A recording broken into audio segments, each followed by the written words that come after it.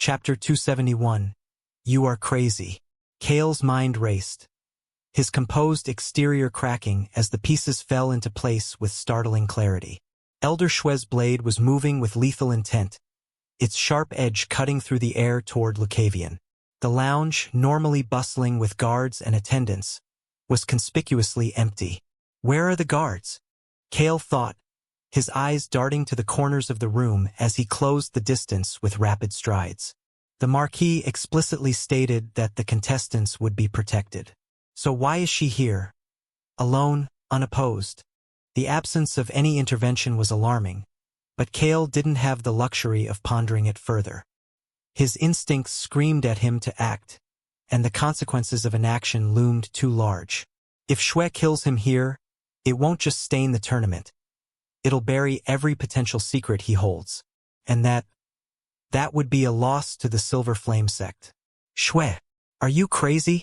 Kale bellowed, his voice resonating with authority as he surged forward. Lucavion, to his credit, didn't flinch as the blade descended. His calm was unnerving, his eyes sharp and calculating even in the face of a superior foe. It was almost as if he had anticipated this moment. What is this boy thinking? Kale wondered, frustration boiling beneath his focus. Does he think he can survive this? Swoosh! The blade was mere inches from Lucavion's neck, the glint of its edge promising a swift and merciless end. Kale's legs burned with the surge of mana he poured into them, his body moving instinctively, his mind a storm of doubt and desperation. Too late. I'm too late, he thought, his analytical mind racing even as his instincts screamed for him to intervene. Shue's blade is already in motion. At this distance, there's no way I can intercept it. The flash of steel glinted ominously in the flickering light of the lounge. I can't lose him now. Kale's heart sank, his thoughts spiraling into frustration. He's going to die, and all that he knows, everything we could use against them, will vanish. Swoosh! The sound of the blade slicing through the air was deafening in Kale's mind. His feet moved, but he already knew it was futile. I can't. Clang! Kale froze mid-step, the sharp metallic sound cutting through his thoughts like a knife. His body moved instinctively into a defensive posture, but his mind lagged, reeling from the impossibility of what he had just heard. Clang? His gaze snapped to the scene before him, his eyes widening in disbelief. What? Elder Shue's blade was halted mid-swing, its edge deflected by another.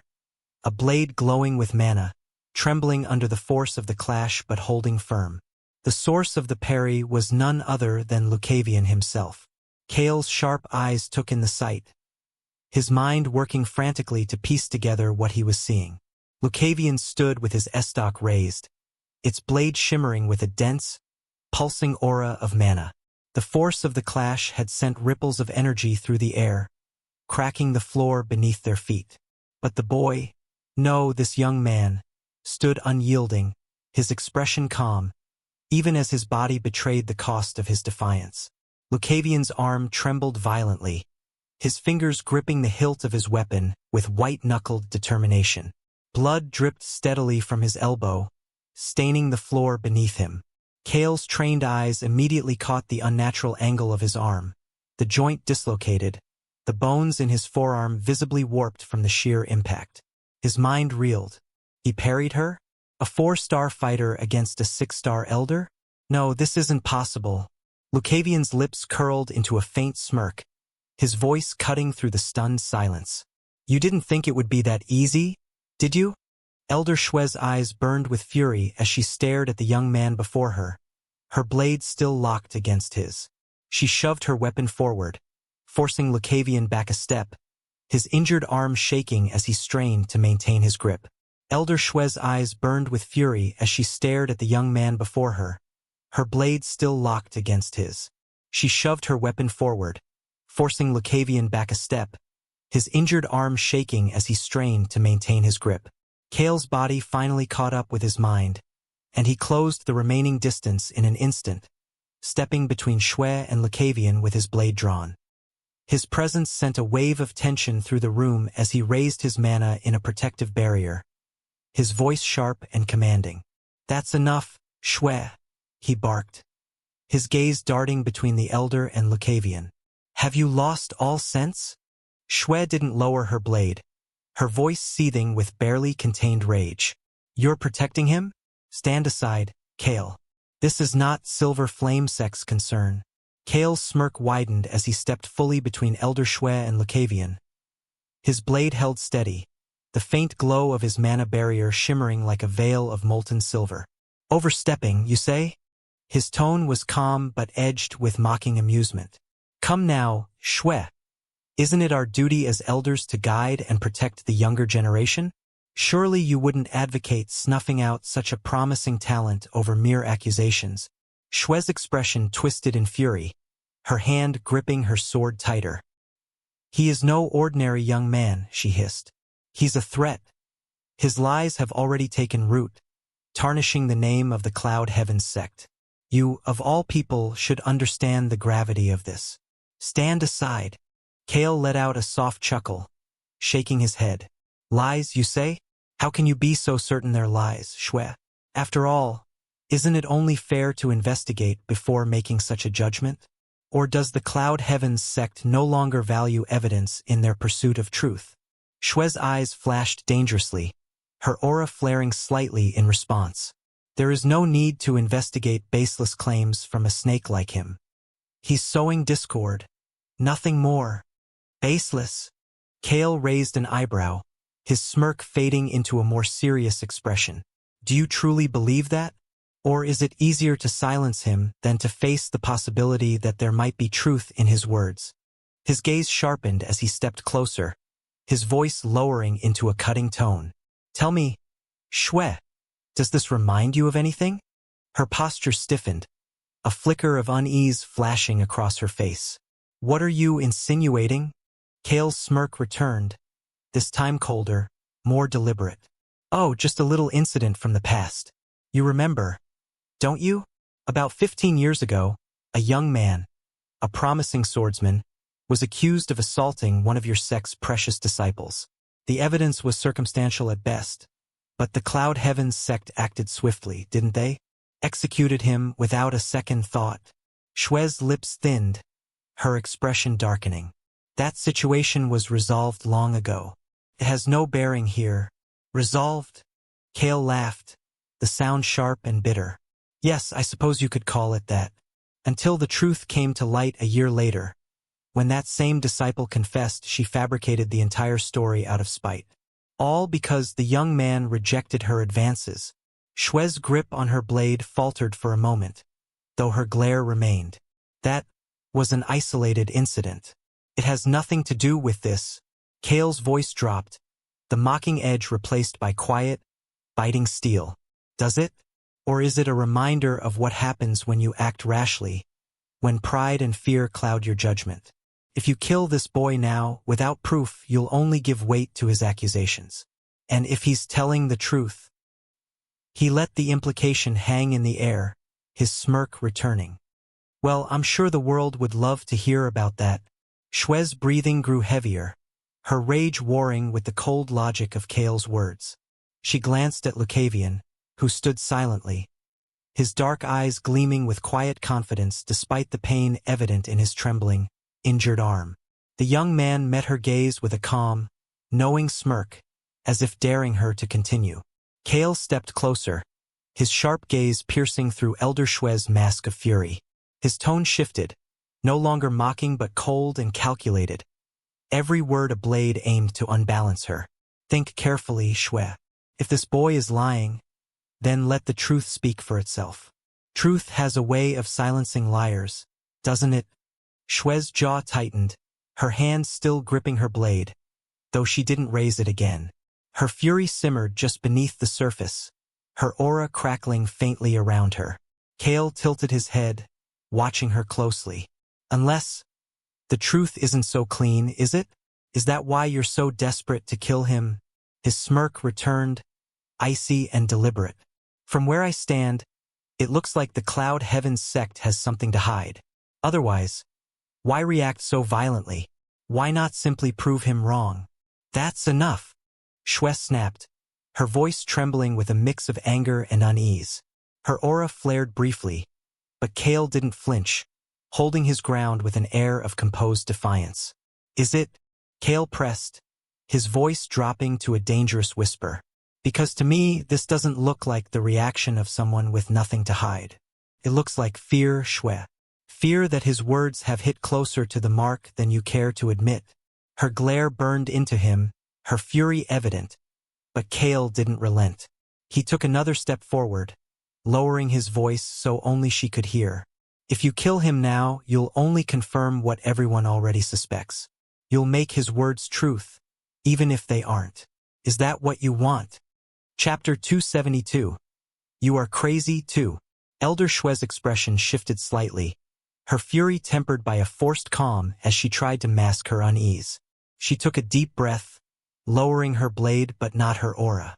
This isn't about fear, Kale. This is about principle. The Cloud Heavens sect will not stand idly by while its name is dragged through the mud by a liar seeking to sow chaos. If we allow such accusations to spread unchecked, how can we call ourselves a sect worthy of respect? How can we hold our heads high with such disgrace hanging over us? Kale's lips curved into a faint smirk, his eyes gleaming with amusement. Ah, principles, honor, respect, all admirable things, Shui.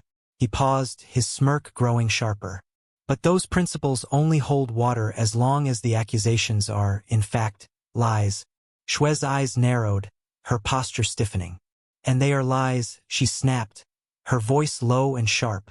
This boy's accusations are baseless. His words are poison, designed to manipulate the weak-minded and spread discord.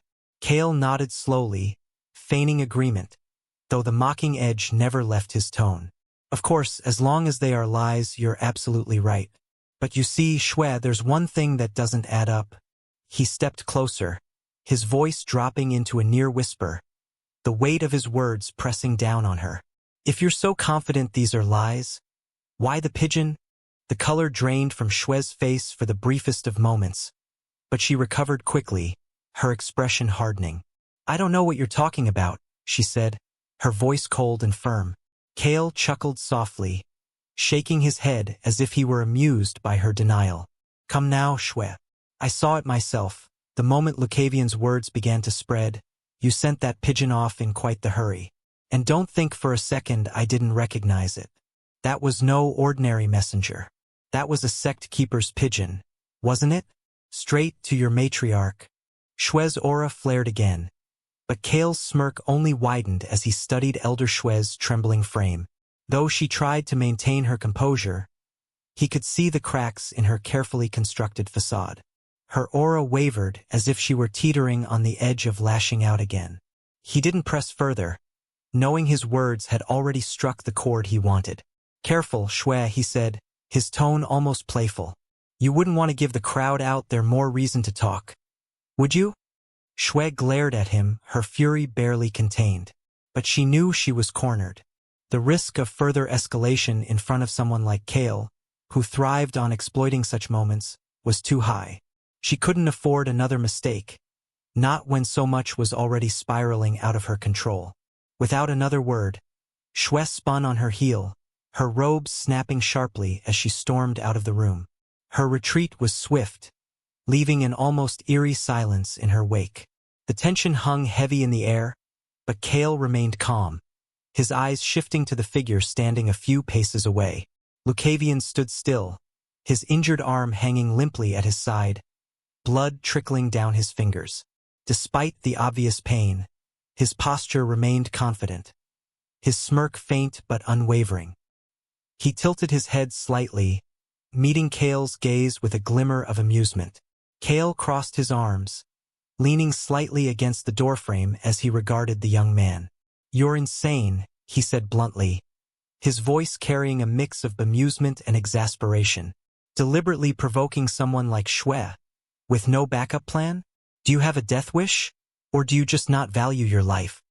Lucavion chuckled softly, his smirk widening. Oh, I value my life quite a bit, Elder Kale. Kale arched an eyebrow, his tone sharpening. Then why? Do you think you can stand against someone like Shui in your current state? She would have cut you down without hesitation if I hadn't intervened. Lucavion's eyes gleamed with quiet confidence, his voice steady as he replied, "I knew you would come, Elder Kale." Kale blinked, momentarily caught off guard. "You knew I'd come?" "Of course," Lucavion said, his smirk turning into a grin.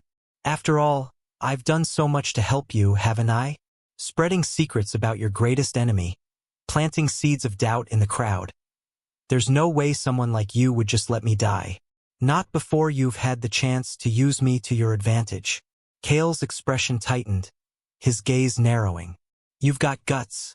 I'll give you that," he muttered, his voice low. "But don't mistake my intervention for altruism. You're useful, that's all. Don't let it go to your head." Lucavion tilted his head, his smirk unchanging. "I never assumed otherwise. But admit it, Elder Kale, you're curious about me. Just as curious as Shwe is furious." Kale sighed, shaking his head. "Curiosity, sure. But I'm also wondering if your recklessness will end up being more trouble than it's worth." Lucavion chuckled again, his voice light despite the blood staining his clothes. "Well, that's a gamble you'll have to take. Isn't it? After all, Elder Kale. Isn't it more exciting when the stakes are high?" Kale didn't reply immediately, his sharp gaze lingering on Lucavion. This boy was a puzzle, one that promised both great reward and immense risk. And for now, Kale couldn't help but wonder which would come first. Then his eyes flicked to Lucavion's arm, noting the unnatural angle of his shoulder and the dark red streaks trailing down his hand. The young man's posture betrayed little of the pain he must have been feeling, but Kale's trained eye didn't miss the slight tremor in his fingers or the occasional twitch of his muscles. "You should treat that arm first," Kale said, his tone flat but firm. He reached into his robe and pulled out a small glass vial filled with a shimmering golden liquid. Without waiting for Lucavion's response, he tossed it toward him. Lucavion caught the vial deftly with his uninjured hand, examining it with a faint smirk. "A high-grade healing potion? Generous, Elder Kale." Kale crossed his arms, his expression unimpressed. "Call it practicality. You can't keep pulling off stunts like that if you're falling apart. Take it." Lucavion chuckled, shaking his head as he set the vial aside. "It's just a bone fracture and a shoulder dislocation," he said nonchalantly. "Nothing too severe. Should be healed by tomorrow." Kale's eyebrows rose, his gaze hardening. "Just a bone fracture and a shoulder dislocation," he repeated, his tone tinged with disbelief. "Boy, if that's your definition of nothing too severe, I'd hate to see what you consider serious." Lucavion shrugged, at least as much as his injured shoulder allowed, and grinned. "I've had worse. Besides, this isn't the first time someone's tried to kill me, Elder Kale." Kale let out a long sigh, running a hand down his face.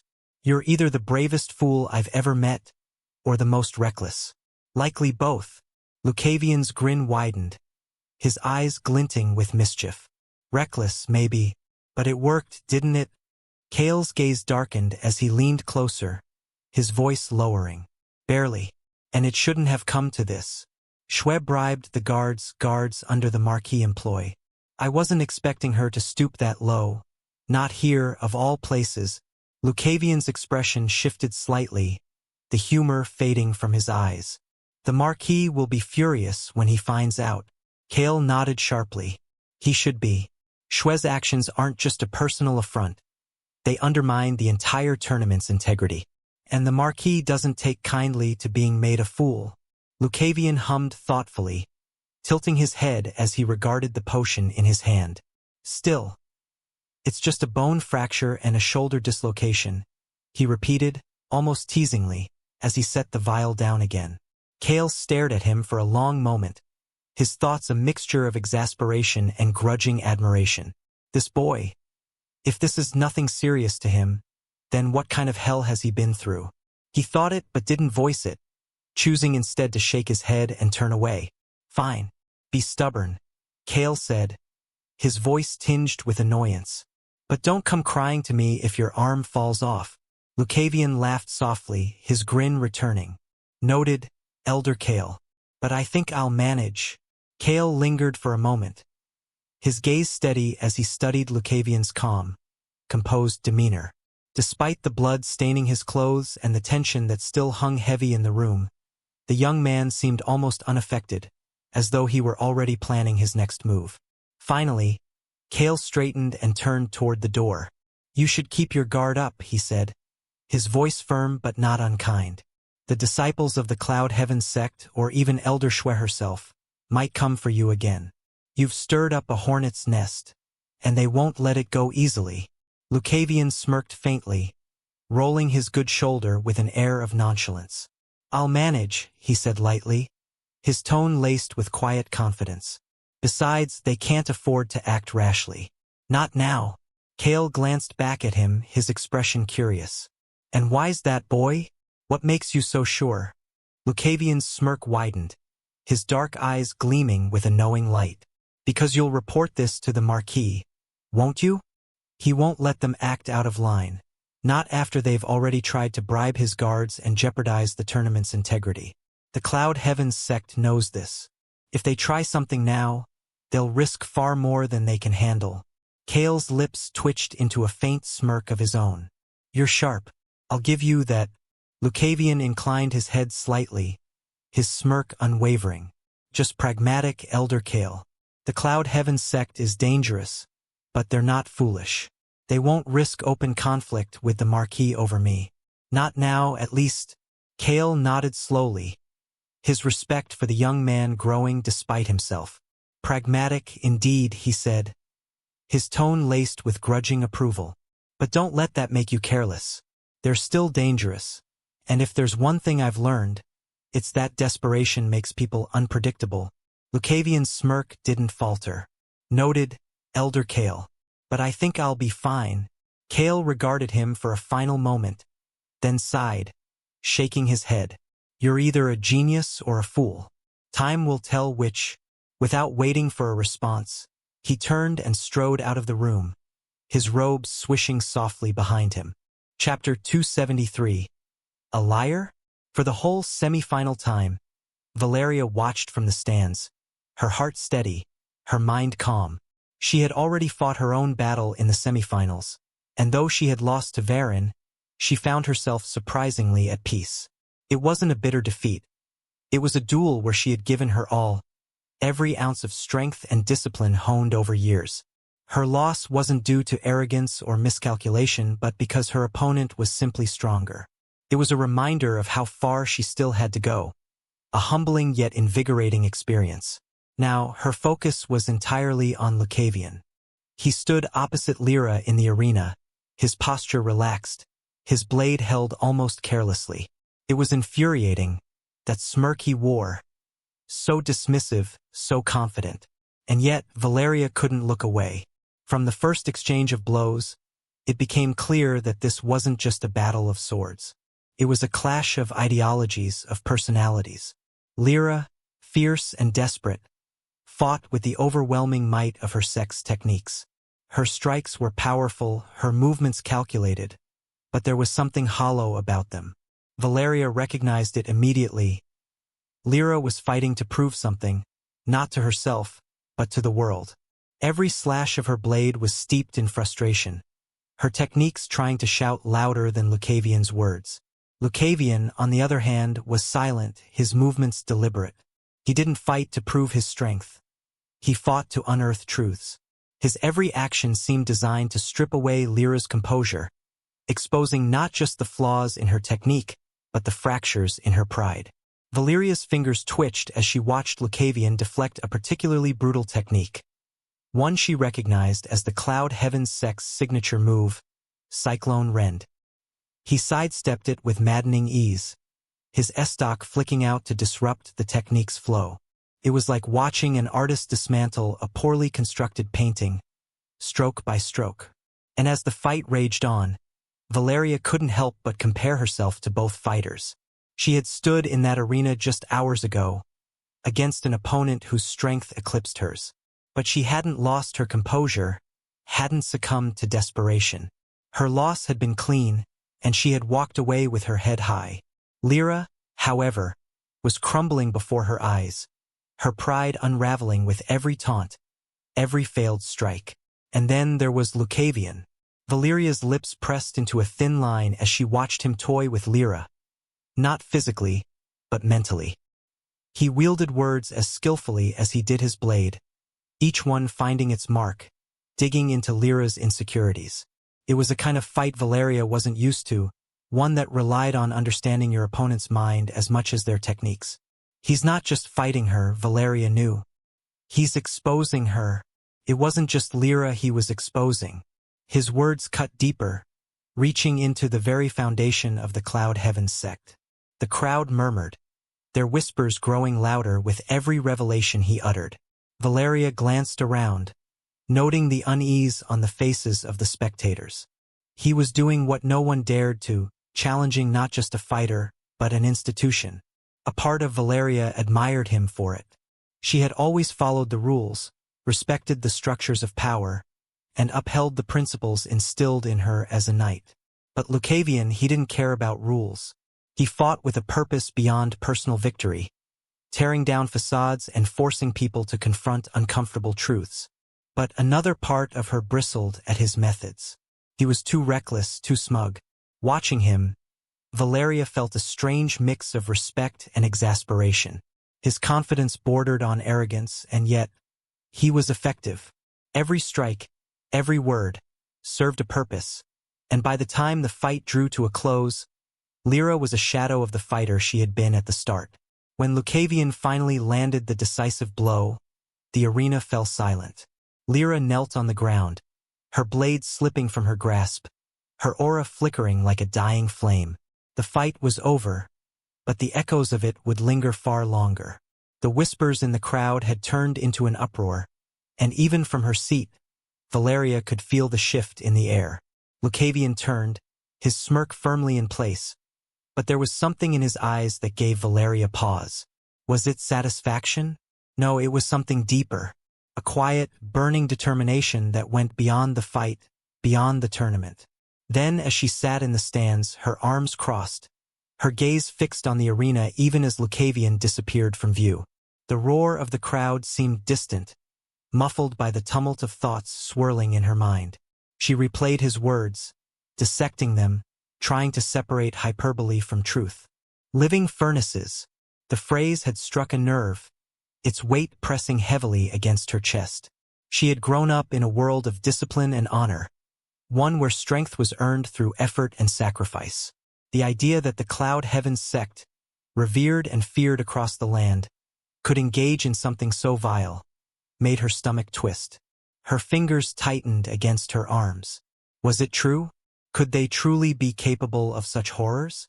Using children, orphans, the forgotten, turning them into tools to fuel their cultivation? The more she thought about it, the harder it became to dismiss.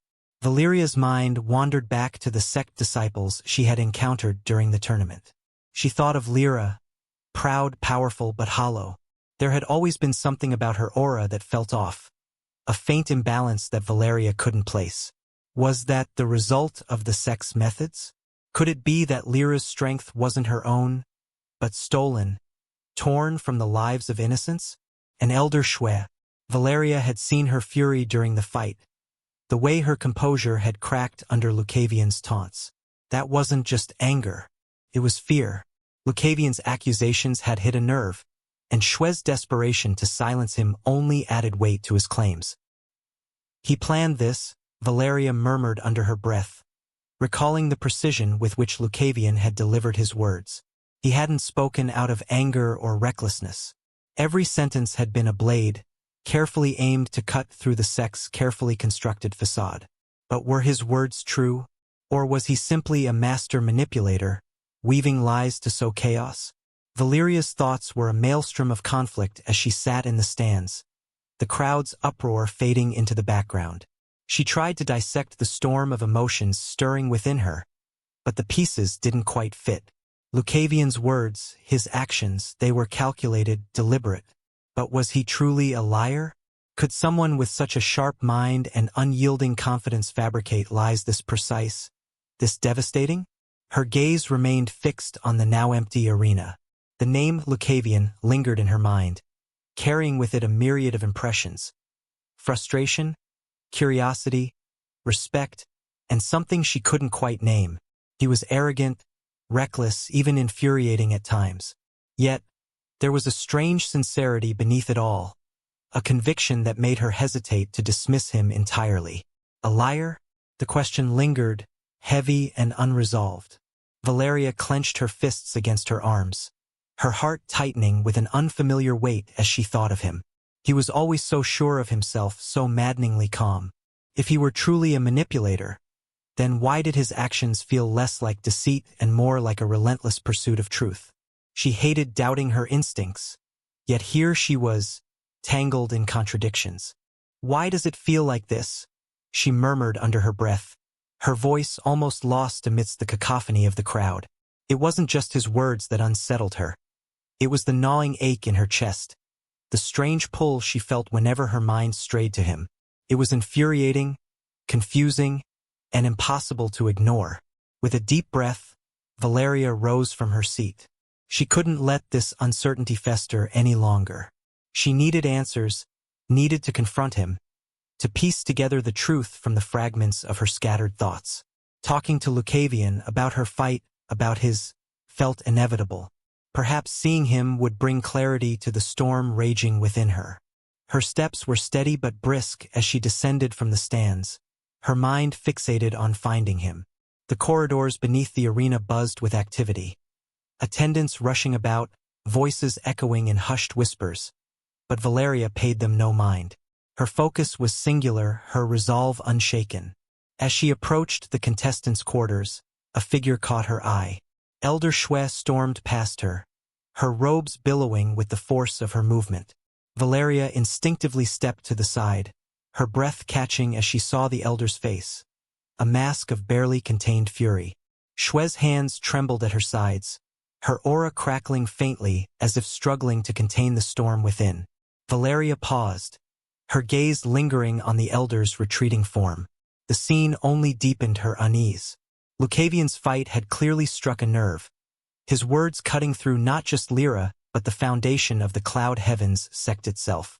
And now, Shwe's anger seemed less like righteous indignation and more like the desperation of someone cornered. But at the same time, what was Elder Shwe doing here? Couldn't be right. Valeria's mind raced as she stared at Elder Shwe's retreating form. The elder's movements were erratic, her aura flickering with wild intensity. It wasn't just anger. It was something deeper, something darker. Desperation, perhaps. Fear. "What did you do, Lucavion?" she thought, her chest tightening. Her imagination spiraled, unearthing worst-case scenarios. She pictured Lucavion lying on the ground, blood pooling beneath him, that maddening smirk wiped from his face. She saw Elder Shwe standing over him, her blade dripping crimson, her aura suffocating the air around them. No, no, no, no. The images burned in her mind, each one worse than the last.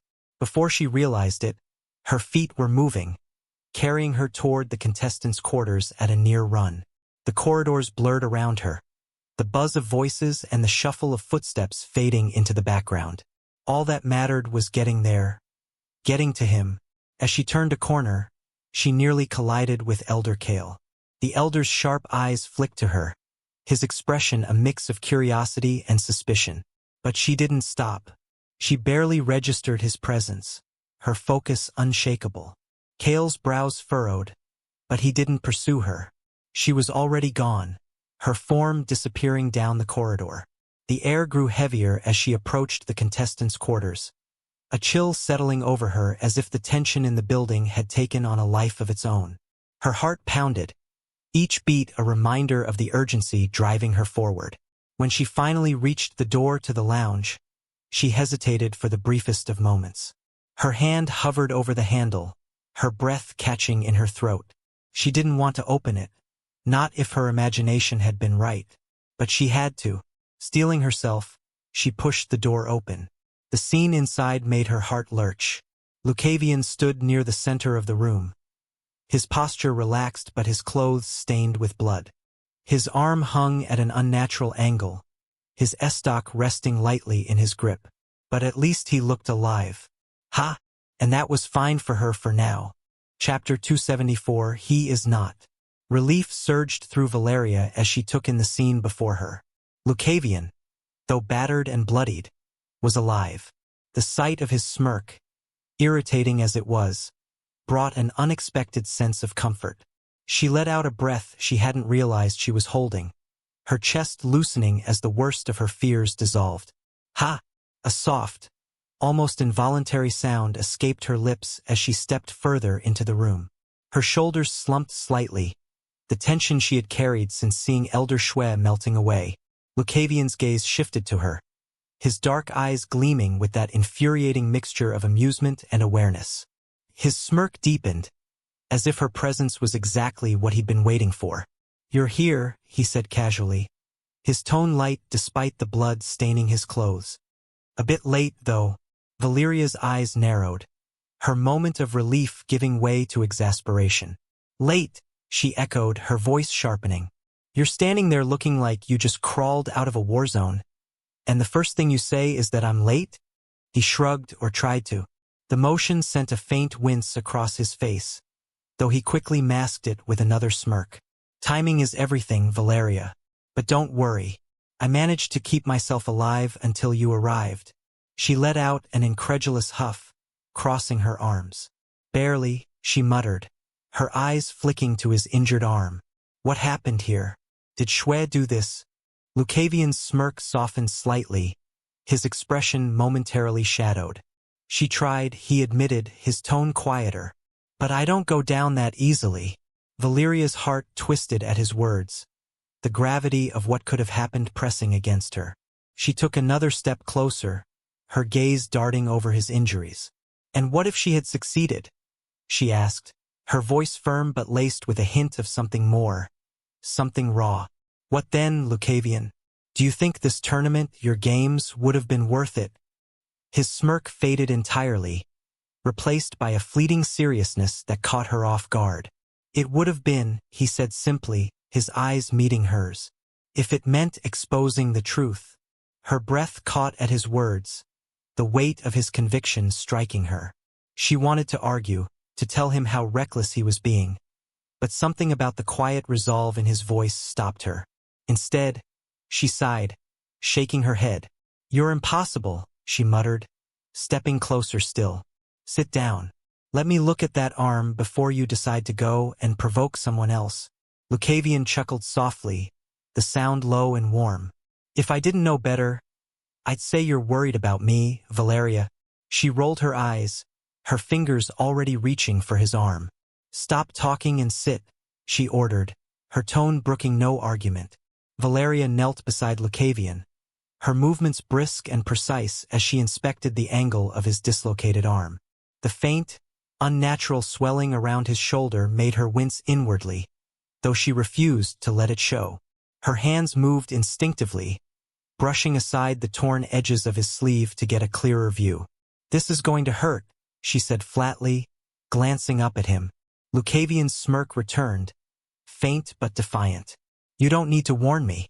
I've been through worse." Her lips thinned, irritation flickering in her eyes. "That doesn't make it any less foolish." "Hold still." Without waiting for a response, Valeria placed her hands firmly around his shoulder and forearm, steadying him as she prepared to reset the joint. Her grip was strong yet careful, her touch surprisingly gentle for someone so exasperated. Lucavion didn't flinch, though she caught the brief tightening of his jaw as she applied pressure. A sharp pop echoed through the room as his shoulder slipped back into place, followed by his faint hiss of pain. She didn't comment, letting the silence stretch as she wrapped his arm in a makeshift sling using a strip of cloth she retrieved from her satchel. "Doesn't suit you, you know," he said after a moment, his voice softer but still teasing. "What doesn't suit me?" she asked, her hands deftly securing the knot. "Worrying." His smirk lingered, but there was a warmth behind it now, a subtle shift that softened his usual mockery. "You're much better at being angry with me." Valeria paused, her gaze flicking up to meet his. "Someone has to be worried about you," she said simply. "Since you clearly don't care about yourself." He chuckled, the sound rough but genuine. "Careful, Valeria. Keep that up, and I might start thinking you like me." Her expression darkened, but the faintest hint of color rose to her cheeks. "Don't mistake pity for fondness, Lucavion," she shot back, tying off the sling with a firm tug that made him wince again. "Ouch," he said with mock indignation, though his grin didn't waver. "You really know how to hurt a guy." Valeria straightened, brushing her hands off as she stepped back. "You make it too easy," she muttered. "Now, are you going to tell me why Shwe came after you? Or am I supposed to guess?" Lucavion leaned back against the bench, his expression sobering as his eyes flickered with something more serious. "She didn't appreciate the truths I shared in the arena," he said. "Or the ones I hinted at." "You mean the ones that have half the crowd questioning the Cloud Heaven sect's morality?" Valeria's voice carried a mix of disbelief and irritation. "You're provoking an entire sect, Lucavion. Do you even realize the danger you're in?" He tilted his head, his gaze locking onto hers. "I know exactly what I'm doing, Valeria, and it's worth it." His conviction, steady and unyielding, left her momentarily speechless. She studied him, searching for any trace of hesitation or doubt, but found none.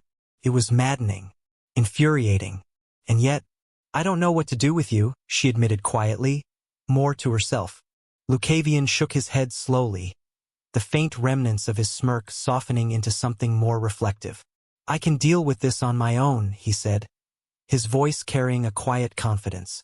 "No matter what happens, Valeria, I'll never regret crossing blades with people like them." His words hung in the air, heavy with conviction. For a moment, Valeria couldn't respond, her thoughts spiraling as she tried to make sense of him. There was no hesitation in his tone, no flicker of doubt. It wasn't arrogance, not entirely, it was something deeper. "You say that like it's a choice you're proud of," she said finally, her voice low. "But why? Why push yourself this far? The Cloud Heavens sect, sure, they're corrupt. I see that now. But is that really enough? Is hating them the reason you're willing to risk everything?" Lucavion's gaze met hers, and for a brief moment, she saw something raw in his expression. Something vulnerable beneath the layers of confidence and mockery. But it was gone just as quickly, replaced by the calm determination that seemed to define him. Lucavion leaned back slightly, his uninjured arm resting on the bench behind him as his eyes held Valeria's. The faintest smile ghosted his lips, not quite a smirk, but not entirely soft either. "Do you really need a reason to do something good?" he asked, his voice low and measured, a question that seemed to hang in the space between them. "Does every good deed have to come with an explanation?" Valeria blinked, caught off guard by the simplicity of his argument. For a moment, she hesitated, her thoughts tangling as she searched for the right words. "No," she said finally, her tone firm. "No, it doesn't. Not if the person doing it is good-natured." She paused, her gaze narrowing slightly. "But you, Lucavion, you're not like that." His lips twitched, a flicker of amusement crossing his face. "Not like what?" "You know exactly what I mean," she retorted, crossing her arms. "You're not some selfless hero running around trying to save the world. You're calculating, infuriating, and reckless. So don't stand there and pretend you're doing this out of some inherent sense of righteousness." Lucavion chuckled softly, shaking his head as he looked away. "I don't know what kind of person you think I am, Valeria," he said, his tone casual but evasive. "But you're right. I'm not that." Her eyes narrowed further, her jaw tightening as frustration bubbled just beneath the surface. "Then what kind of person are you?" she pressed. "Because nothing you've said, nothing you've done, makes any sense." He didn't answer right away. Instead, he tilted his head, as if contemplating her words, though the faint smirk on his lips suggested he wasn't going to give her what she wanted. "Does it really matter?" he said finally, his voice light. "What I am, what I'm not. In the end, the Cloud Heavens sect needed to be challenged, and I'm the one who decided to do it. That's all there is to it." Valeria's fingers curled tightly around her arms, the calm resolve in his tone only fueling her irritation. She wanted to argue, to push him further, but something in his expression, a subtle shift, a quiet warning, told her it would be futile. Infuriating, she muttered under her breath, turning away slightly as she tried to steady her thoughts. She knew him well enough by now to recognize when he was shutting her out. Whatever his reasons were, whatever drove him to put himself on the line like this, he wasn't going to share them. Not now. Lucavion's gaze lingered on her for a moment, unreadable. Maybe I am, he said softly, almost as if to himself. Valeria glanced back at him, her frustration giving way to a quiet resolve. She didn't understand him, not fully, but for now, she had to accept that she wouldn't get the answers she wanted. Fine, she said after a long pause, her tone edged with reluctant resignation. But don't think this conversation is over. Chapter 275. Implications. The Silver Flame Sect's Grand Hall was bathed in the warm glow of flickering mana-fueled torches, their flames dancing against the carved redwood walls. At the head of the chamber, seated on an ornately decorated chair of molten steel and obsidian, was the sect master Valen Drakov, the patriarch of the Silver Flame Sect. His sharp features, framed by streaks of silver running through his fiery red hair, exuded an air of calm authority. Despite his usual serene demeanor, Valen's presence alone could command a room, his piercing gaze silencing even the most unruly of voices. As he reviewed reports from the outer branches, a sudden knock echoed through the chamber doors. "Enter," Valen called, his deep voice steady. A disciple stepped forward, bowing low before extending a scroll bound with Kale's personal insignia, a blazing silver flame. "Sect Master, a letter from Elder Kale. It is marked urgent." Valen's brows furrowed slightly as he gestured for the disciple to approach. Taking the scroll, he dismissed the young man with a curt nod and unrolled it with practiced ease. His crimson eyes scanned the elegant script, his expression unchanging, until he reached the crux of the message. The revelation struck like a thunderclap. His eyes narrowed sharply, the warm glow of the hall seeming to dim under the weight of his realization. The hand holding the letter tightened imperceptibly, his knuckles whitening. Though Valen was a man who had faced countless atrocities in his decades of leadership, slaughtered clans, betrayed allies, and horrors that defied comprehension, the contents of this letter cut deeper. The Cloud Heaven's sex practices, poisoning disciples of other sects, manipulating tournaments, and cultivating their strength through unspeakable means, were laid bare. And worse, their secrets were exposed in a public forum by a single individual, Lucavion. The implications were staggering. Valen's mind moved with the precision of a blade. This wasn't just a revelation of the Cloud Heaven's sex depravity. It was a weapon. If these accusations could be proven, it would shatter their reputation, destabilize their influence, and leave them vulnerable to retaliation. But if mishandled, it could backfire, leading to retaliation from the Cloud Heaven's sect against the Silver Flame Sect, or worse, uniting neutral sects in their defense. Calm but deliberate, Valen rose from his seat, the scroll rolling shut in his hands. "Summon the elders," he said, his tone quiet but firm. The disciple at the door hesitated for only a moment before bowing deeply. "At once, Sect Master." Moments later, the grand hall filled with the murmurs of the gathered elders. Each elder bore the mark of their sect's flames on their robes, their expressions shifting to unease as they sensed the weight of their patriarch's mood. Valen stood at the head of the table, his gaze sweeping over them with an intensity that stilled their whispers. "Elder Kale's letter," he began, holding the scroll aloft, "details actions taken by the Cloud Heaven's sect that go beyond the bounds of rivalry or sect competition. Poisoning competitors, coercing innocents, and," he paused, his voice hardening as he spoke the final words, "stealing strength from orphans and the defenseless to fuel their cultivation." A ripple of shock passed through the elders, their carefully schooled expressions faltering. Some exchanged glances, their disbelief mingling with outrage. Valen's voice cut through their murmurs like a blade. "Understand the gravity of this moment. If these claims are true, the Cloud Heaven sect has not only committed heinous crimes but also jeopardized the balance between sections. Their actions could incite chaos among cultivators and commoners alike." One elder, an older man with streaks of white in his beard, stepped forward. "Sect Master, are we certain of the letter's validity? Elder Kale is many things, but this claim, it is beyond anything we have dealt with." Valen's eyes bore into the elder, silencing him with a single look. Kale is pragmatic. He would not risk this unless he was certain. Whether we believe it or not is irrelevant. What matters is whether others will and how we respond. Another elder, a woman known for her fiery temperament, spoke up. The Cloud Heavens sect is our sworn enemy. If this truth comes to light, it will cripple them. Shall we not strike while they are vulnerable? Valen raised a hand, commanding silence.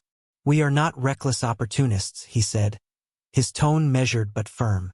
This must be handled with precision. If the evidence is insufficient, it will only strengthen their position and expose us to retribution. Valen's gaze swept across the assembled elders, his expression a calm mask hiding the storm of thoughts within.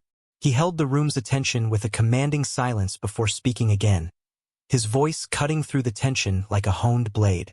This matter is to be handled with utmost urgency. He began, his tone steady but firm. First, send a message to our branch in Mistvale City. Instruct them to contact the Crimson Hollow sect. If I recall correctly, they hold the second or third largest influence over the city, and they are among our allies. An elder, seated near the end of the table, leaned forward, her brow furrowed. Shall we inform them of the full extent of this revelation? Valen shook his head slightly. Yes. Inform them about this relievation, but keep this confidential. Those women are decisive.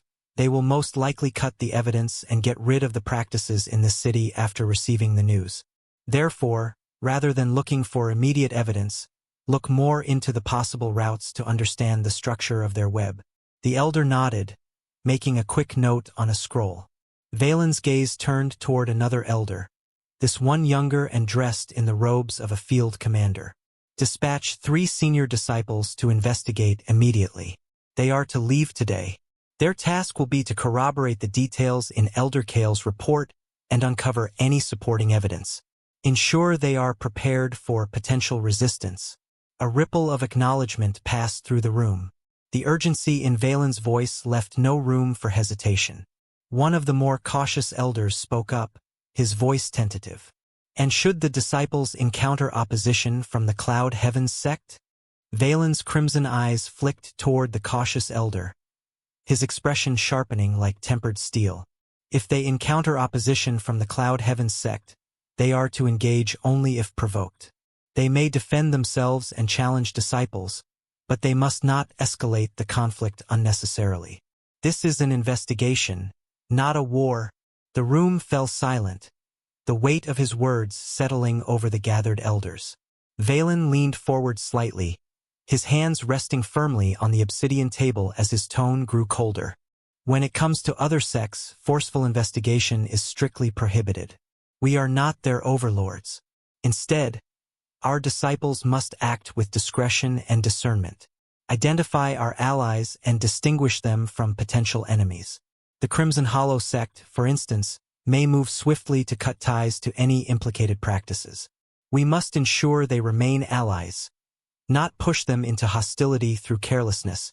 The elder nodded slowly, his earlier hesitation giving way to understanding. And if those sects appear complicit? Valen straightened, his gaze icy but measured. If complicity is suspected, do not confront them directly. Record their actions and report back. Any rash moves will endanger our position and weaken our leverage. We will deal with complicity when we have the full picture. Another elder, one with a weathered face and a reputation for strategy, stepped forward. Sect Master, regarding the senior disciples, shall we send any specific resources with them to ensure their success? Valen's lips pressed into a thin line as he considered. Provide them with shadow tokens to aid in concealment and a single message orb to ensure direct communication with the council. Beyond that, they are to rely on their skills.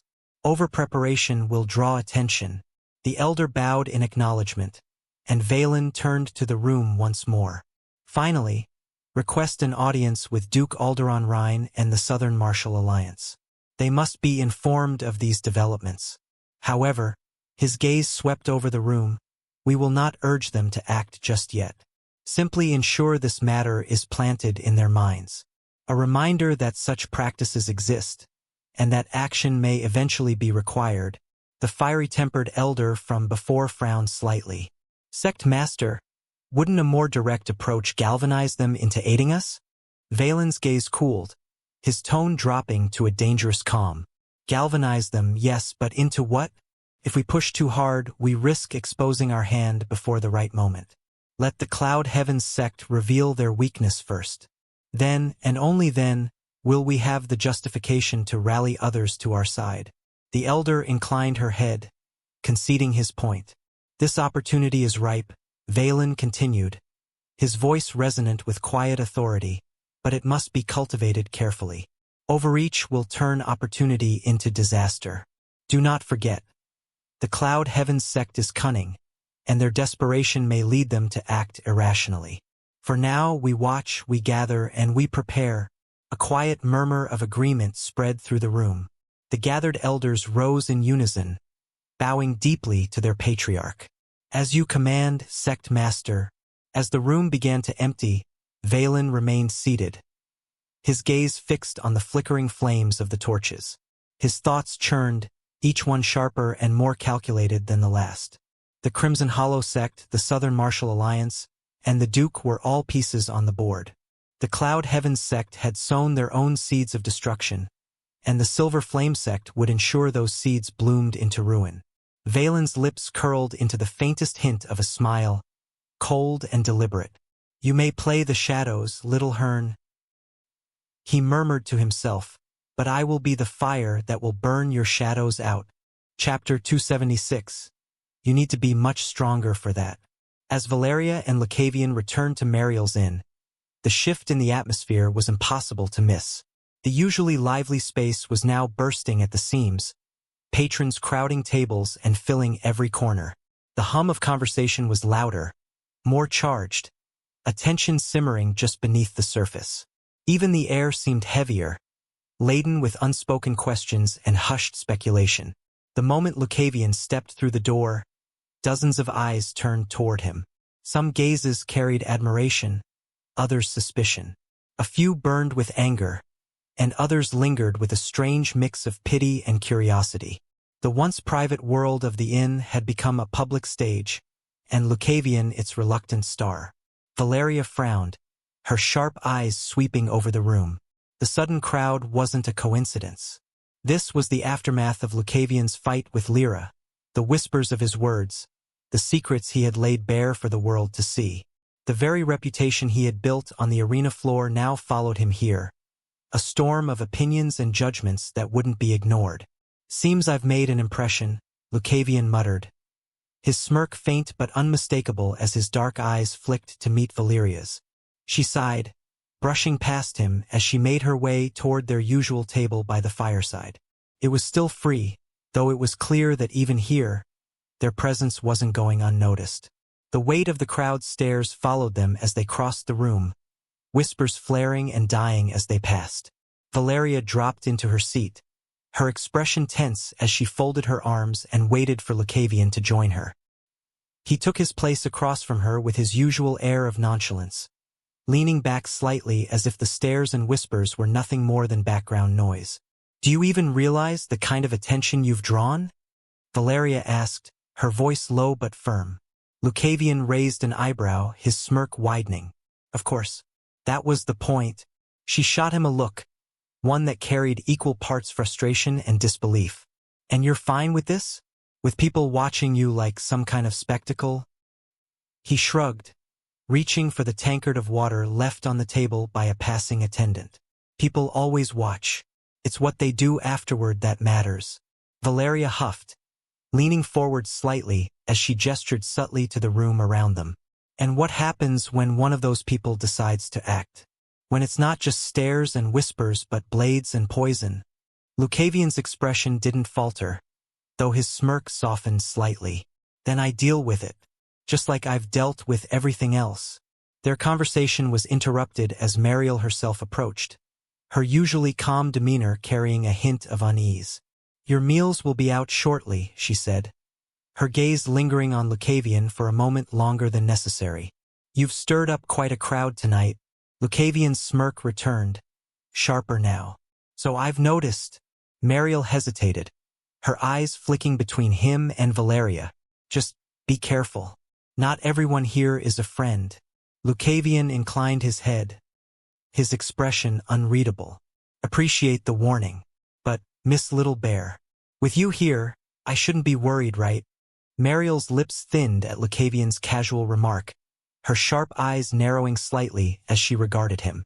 You're reckless, she said bluntly, her tone cutting through the hum of the room. I've seen a lot in my time, but I've never met anyone like you. You keep this up and it's gonna get you killed. Lucavion's smirk widened, undeterred. He raised his uninjured hand in a mock toast. I'm honored to be such a singularity, he replied, his tone light and teasing. Hee.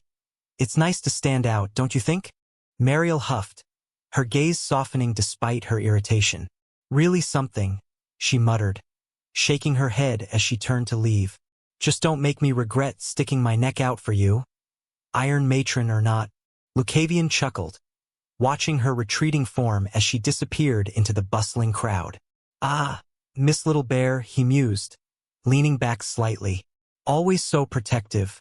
Valeria rolled her eyes, dropping into her seat across from him. You act like it's funny, but she has a point. You're reckless, Lucavion. One day it's gonna catch up with you. Maybe, he replied, his smirk softening as he lifted his tankard. But not today. As their meals arrived and the crowd's whispers continued to buzz around them, Valeria's sharp eyes drifted to Lucavion's arm. She frowned, her brow furrowing as she noticed how fluidly he moved it, the earlier stiffness and strain seemingly gone. She remembered the unnatural angle of his shoulder, the swelling, the sheer damage it had endured. You shouldn't be able to use your arm like that, she said abruptly, her tone laced with suspicion. Even with a high-grade potion, it should take longer to heal. How did you manage it? Lucavion glanced at her, a glimmer of amusement flashing in his dark eyes. Secret, he said simply, taking a slow sip from his tankard. Valeria's frown deepened, her patience wearing thin. That's not an answer. It's the only one you're getting, he replied, his smirk returning. Some things are better left a mystery, Valeria. Keeps life interesting. She stared at him, her frustration mounting as she tried to decide whether to push further. But the smug, unbothered expression on his face made it clear she wouldn't get anything more out of him. With a huff, she leaned back in her chair, crossing her arms. Bastard, out of all things you can at least reveal this, don't you think? Lucavion's dark eyes, usually glinting with amusement, locked onto hers with an intensity that caught her off guard. For a fleeting moment, his gaze seemed honest, almost vulnerable, a rarity she wasn't prepared for. Maybe someday, he said, his voice low, almost tender, but you'll need to be much stronger if you want to know that.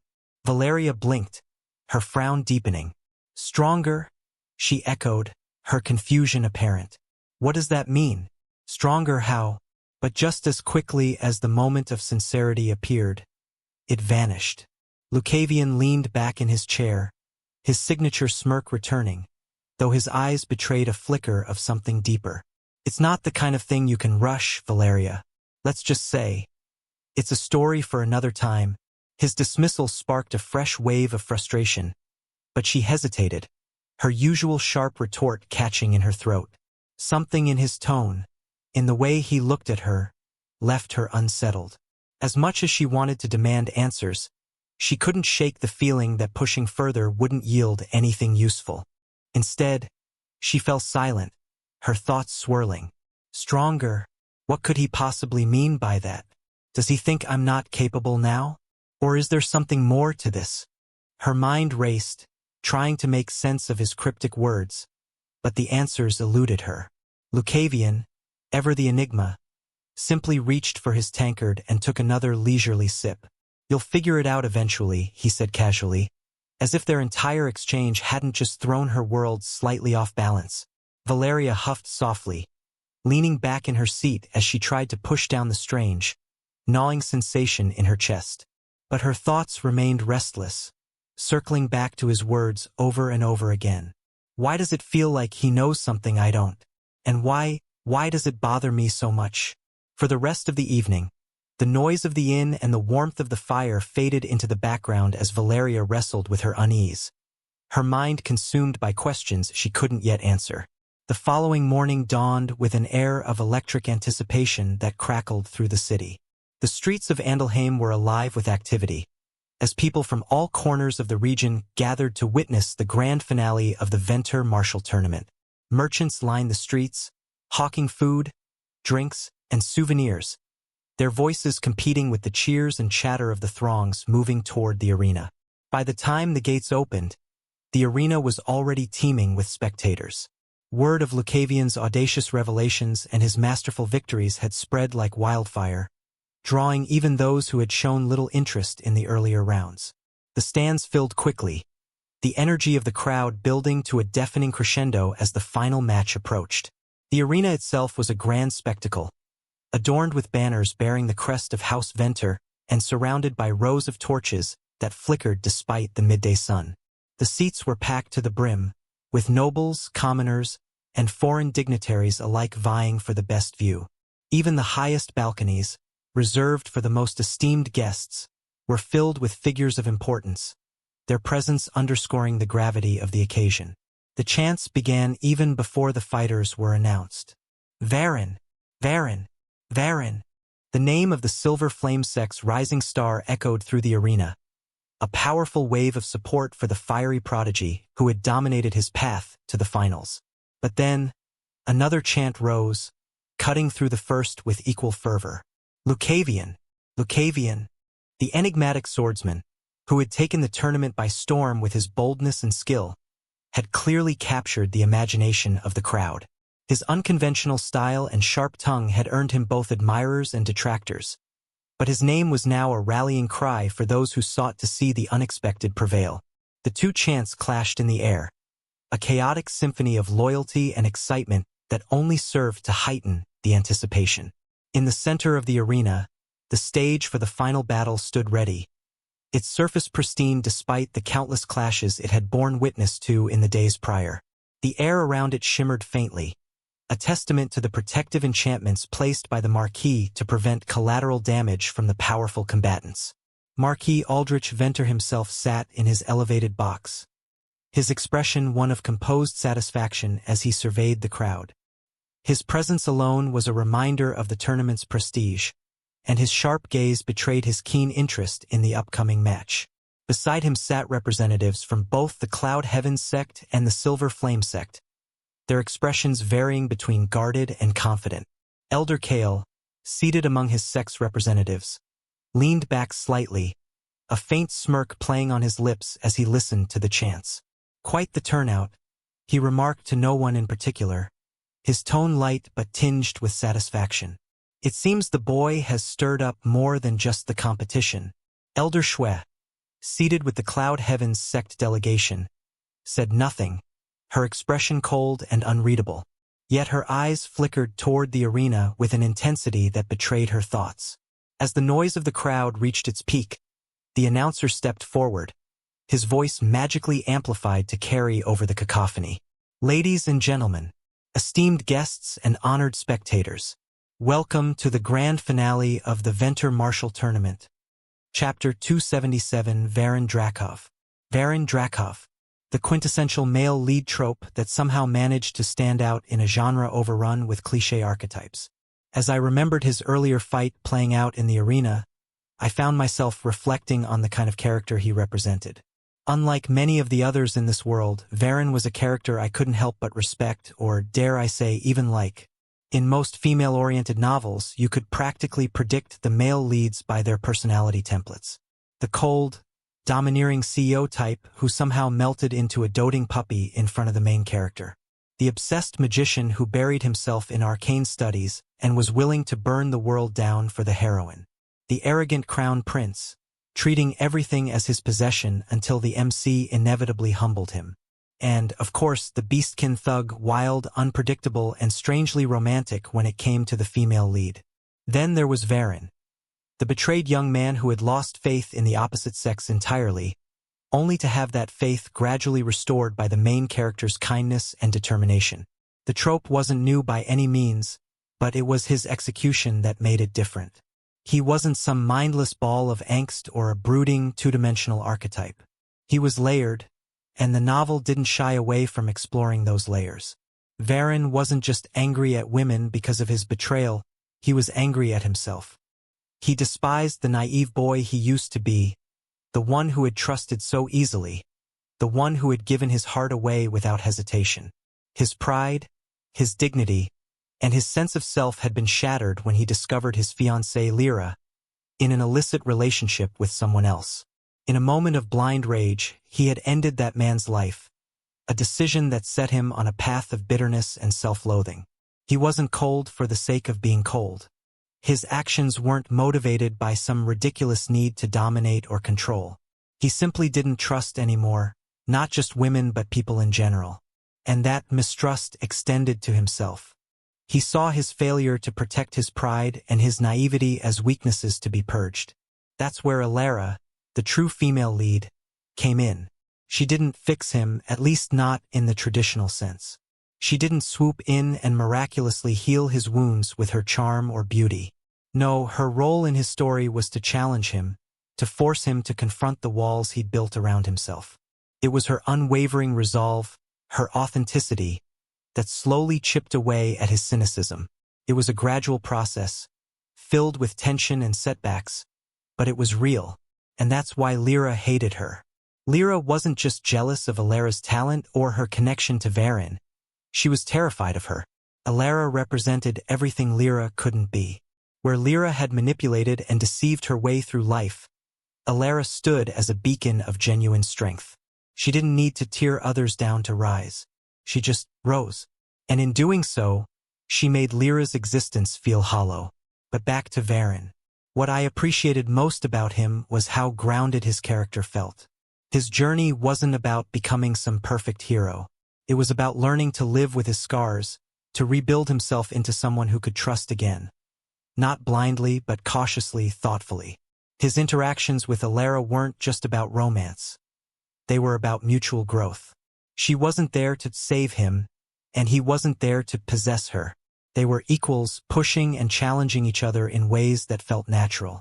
Honestly, I thought, leaning back as I watched the arena being prepped for my fight, he was one of the few characters I actually enjoyed following in the novel.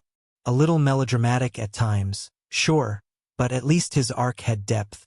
As I waited in the preparation room, the final match loomed ahead.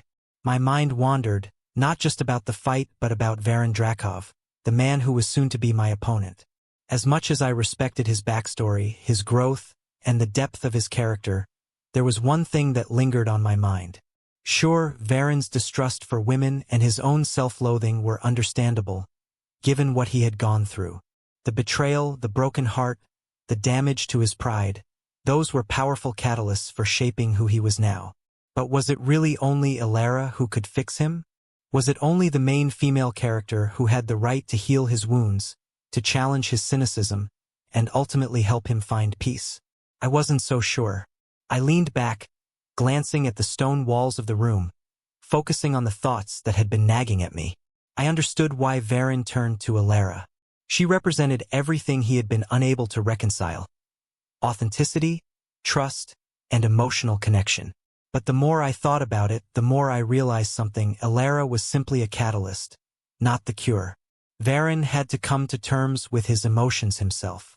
Wasn't Varen afraid of feeling those same emotions he had once believed in so blindly? He had spent so much time hiding from them, burying them under layers of cynicism and anger. In doing so, he became just like Valeria in a way, someone obsessed with the concept of being righteous, following a good path, and upholding pride at all costs. But wasn't that just another way of avoiding the real issue?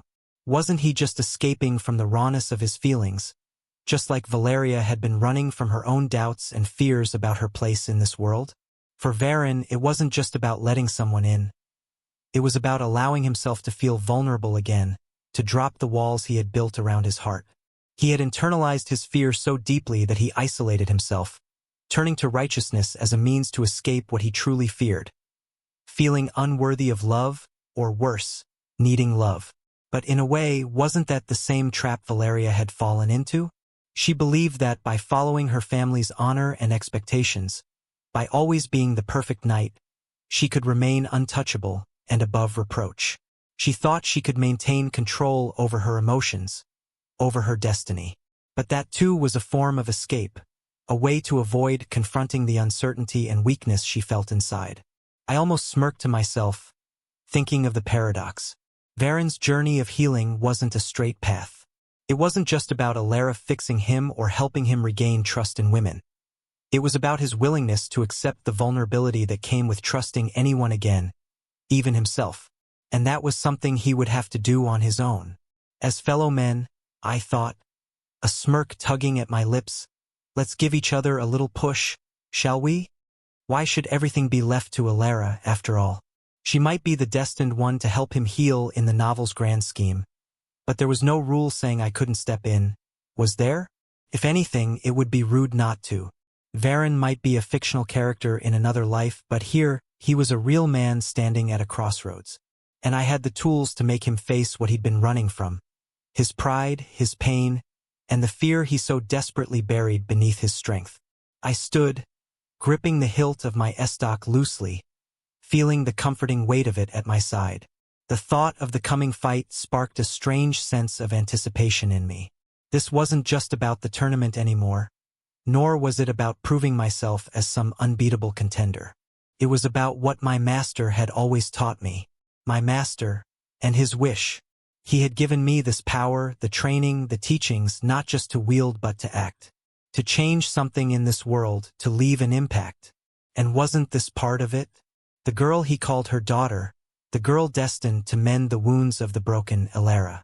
She had a difficult road ahead, and knowing what might come for her, shouldn't I do something about it now? Lay the groundwork, if nothing else? A chuckle escaped me as I adjusted my stance and headed for the door. Varen, this one's for you, I mused silently, stepping into the hallway that led to the arena. The path was dimly lit, each step echoing softly against the stone walls. But with each footfall, my resolve solidified. The faint roar of the crowd reached my ears, growing louder with every step. They were waiting for us, for the final match, the fight that would decide the champion. But for me, it was more than that. This was my stage, our stage, where truths would collide and walls would crumble. As I neared the entrance, I rolled my shoulders, loosening the tension in my muscles. The light at the end of the tunnel grew brighter, the noise swelling to a deafening crescendo. The arena awaited, the sands ready to witness the clash of two wills. Now then, I thought with a sly grin, let's see if we can't break through that fortress you've built around yourself, Varen Drakov. You're not getting out of this one unscathed. With that, I stepped into the light, greeted by the roar of the crowd, my gaze fixed on the figure waiting for me at the other end of the arena. Chapter 278. Varen Drakov 2. Varen Drakov sat alone in the preparation chamber, his great sword resting across his lap, its hilt still warm to the touch from his earlier battle. The faint hum of the crowd above filtered down through the stone walls, a constant reminder of the tournament's weight and the expectation it carried. His breathing was steady, his gaze sharp and unwavering as he thought about his final opponent, Lucavion. The name alone stirred something within him, not fear, but a tempered excitement. He'd watched Lucavion fight earlier, observed the way the unaffiliated swordsman had dismantled Lyra Valen with an almost casual ease. Varen had seen countless battles in his time, but Lucavion's performance lingered in his mind. Lyra isn't weak, Varen mused, his fingers brushing the hilt of his blade. For all their faults, the disciples of the Cloud Heavens sect aren't pushovers. They accumulate strength, relying on their cultivated power to dominate the battlefield. But they lack discipline, precision. They wield power without understanding its limits. And yet, Lucavion had swept through her defenses like a gust of wind scattering leaves. His movements had been fluid, his strikes devastatingly efficient. There was no wasted effort, no unnecessary flair. Just cold, calculated precision. He didn't just defeat her, Varen thought, his grip tightening on his blade. He crushed her, effortlessly, the memory of the fight replayed in his mind. Lucavion's sword flashing like a streak of starlight, his aura a quiet storm that seemed to bend the arena to his will. He hadn't overwhelmed Lyra with sheer power, as Varen himself often did. Instead, he had dismantled her piece by piece, exposing her weaknesses and exploiting them with unrelenting focus. And he did it all without breaking a sweat, Varen acknowledged. That's what makes him dangerous. Varen's thoughts shifted to the words Lucavion had spoken during the tournament. The enigmatic swordsman had made bold claims, dismissing the sex as self-serving and hypocritical, their teachings hollow. It was the kind of arrogance Varen couldn't stand. Yet there was something about the way Lucavion carried himself that made his words difficult to dismiss outright. If what he says is true, Varen reflected, his jaw tightening, then I can see why he fights the way he does.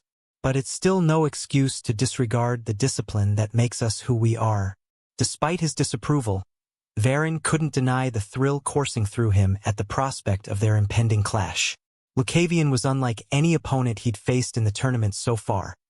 A mystery, a force of nature that defied the conventions of the martial world. This is what I wanted, he admitted to himself, his fiery mana flickering faintly in response to his growing anticipation. A true test, a fight against someone who doesn't just match my strength, but challenges everything I've built myself to be. He rose to his feet, his great sword gleaming as he slung it over his back. The preparation chamber felt smaller now, the air charged with the weight of what was to come. The final fight wasn't just another match. It was the culmination of everything he'd trained for, everything he stood for as a disciple of the Silver Flame sect. Varen closed his eyes for a moment, centering himself. The fiery aura around him steadied, his resolve burning brighter with every passing second. Lucavion, he thought, his eyes opening with a fierce determination. You're strong. Stronger than anyone I've faced here. But strength alone won't be enough. If you've truly transcended what binds the rest of us, then show me. Show me why you fight the way you do. With that, he stepped toward the arena, his fiery presence igniting as he prepared to face the man who had already proven himself an enigma, and perhaps the most formidable challenge of his life. As Varen Drakov stepped into the arena, the roar of the crowd hit him like a tidal wave. The sound reverberated through the open space, shaking the very air around him. The chants were deafening, a singular voice of devotion and admiration rising above all else. Varen! Varen! Varen! Everywhere he looked, he saw faces filled with excitement and awe, people on their feet, their hands raised in praise. They called his name as though it alone could summon victory. Their belief, their fervor, was palpable, and for a moment, he felt the weight of every eye on him. He paused at the edge of the ring, his fiery mana flickering faintly around him, and took it all in. The cheers, the stomping, the unrelenting adulation. It was overwhelming, yet not unfamiliar. This wasn't the first time Varen had been the center of attention. From the moment he was born as the heir of the Silver Flame sect, as the son of the Patriarch, this was his fate. This is who I am, he thought, his expression calm but resolute. The one who carries the name of the sect. The one who cannot falter. Varen closed his eyes briefly, letting the sound of the crowd wash over him. He could feel their expectations, their hopes, their belief in his strength. It was a heavy burden, one that could crush a lesser man, but Varen had long accepted it. He had been born into this role, shaped by its demands, forged by its fire. I don't fight for their approval, he reminded himself. I fight because this is my responsibility, to carry the sect's name with pride, to prove its strength to the world, to show them all what the Silver Flame sect stands for. He opened his eyes, his fiery gaze scanning the crowd before focusing on the figure across the arena. Lucavion, the enigmatic swordsman, stood at the opposite end of the ring, his posture relaxed, his expression unreadable. Unlike Varen, Lucavion seemed untouched by the pressure, unaffected by the crowd's energy. If anything, he seemed to revel in the spectacle, his smirk playing at the edges of his lips as though he found it all amusing. The contrast between them was stark. Varen, the heir of the Silver Flame sect, burdened by duty and honor, stood as a pillar of strength and responsibility. Lucavion, the rogue swordsman, unaffiliated and untamed, radiated a carefree confidence that defied convention. The crowd's chants grew louder, their voices swelling with anticipation as Varen stepped into the center of the arena. His great sword rested lightly on his shoulder, its fiery edge catching the light. He met Lucavion's gaze, his fiery mana flaring briefly as he let the weight of the moment settle. "This is my stage," he thought, his resolve hardening. "This is where I prove myself. No matter how strong you are, Lucavion, I will show you the strength of a warrior who fights not just for himself but for something greater." He raised his blade, pointing it toward Lucavion in a silent declaration of intent.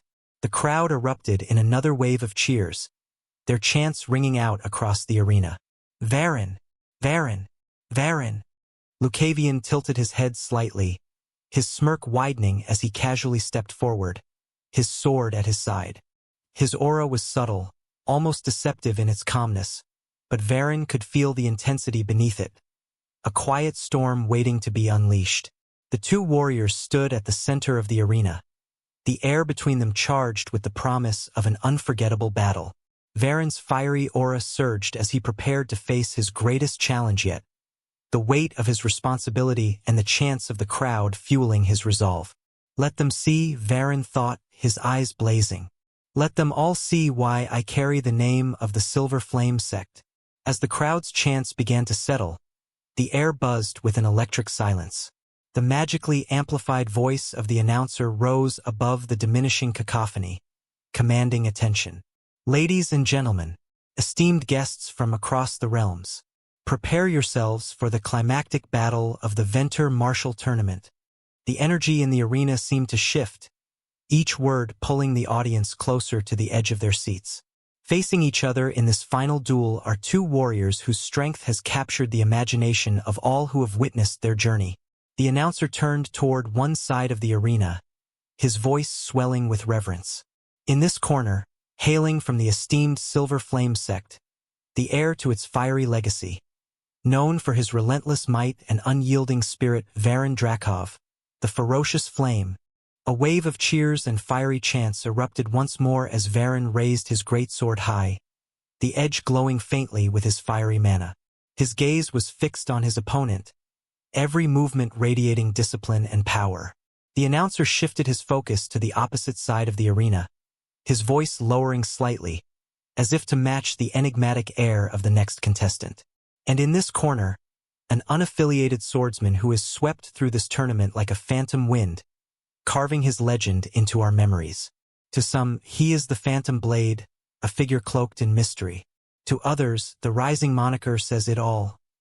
The Sword Demon." The crowd's reaction was more divided this time, a mix of awe and curiosity. Lucavion stepped forward, his gait casual, almost lazy, as he flicked his blade to his side.